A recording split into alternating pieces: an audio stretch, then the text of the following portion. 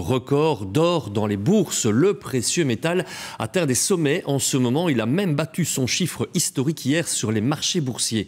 Ça amène inévitablement deux questions. La première, elle est posée par ceux qui ont de l'or et qui se demandent si c'est le moment de vendre parce que ça va baisser. Et puis il y a l'autre question qui est posée par ceux qui n'en ont pas et qui se demandent s'il faut en acheter parce que ça va monter. Voici donc notre enquête. Elle est signée Laurie Cailloub. D'abord, on frotte l'or sur une pierre de touche. Ensuite, je vais passer aux acines. Les acines, en fait, qui rongent tout ce qui n'est pas de l'or. Puis le nombre de carats. On voit qu'il n'y a rien qui est rongé. Donc, c'est bien du 18 carats.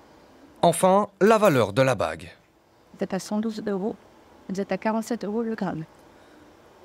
Un prix historique. Rowan sait qu'elle va devoir répéter cette manœuvre plus que d'habitude d'ici 2-3 jours, car le nombre de clients pourrait doubler. Il peut y avoir des fois 30 personnes, on peut avoir la queue jusqu'à dehors en cas d'inflation comme ça. Donc c'est vraiment, il faut se tenir prêt à avoir des journées calmes, mais avoir des journées très rock'n'roll aussi. Ces dernières années, le prix de l'once d'or n'a fait qu'augmenter et on le voit ici, c'est aussi le cas cette année. Alors forcément, tout le monde se pose cette question, est-ce le bon moment de vendre son or? Question simple, réponse simple. Oui, c'est le moment de vendre son or parce qu'il est très haut, on ne sait pas quand est-ce que ça va chuter et ça peut chuter. Donc ce que je conseille, c'est que tous ceux qui ont des bijoux en or, n'hésitez pas trop. Dans quelques jours, on ne sait pas où est-ce qu'on va être. Peut-être plus haut, peut-être plus bas. Dans le doute, il ne faut pas hésiter. Mais pourquoi l'or bat record sur record? Cela s'explique d'abord par les banques centrales qui achètent ce précieux métal jaune. La première raison, c'est diversification de leurs réserves.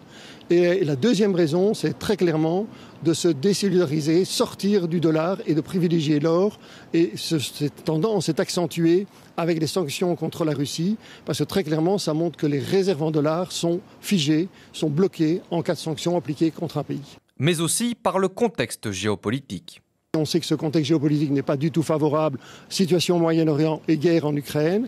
Et le deuxième élément, un contexte de baisse de taux d'intérêt, est plutôt favorable à l'or. Or, on est dans une tendance, clairement, aujourd'hui, de baisse des taux d'intérêt qui est en train de s'amorcer. Vendre ou acheter, le meilleur conseil reste de se renseigner avant de faire quoi que ce soit.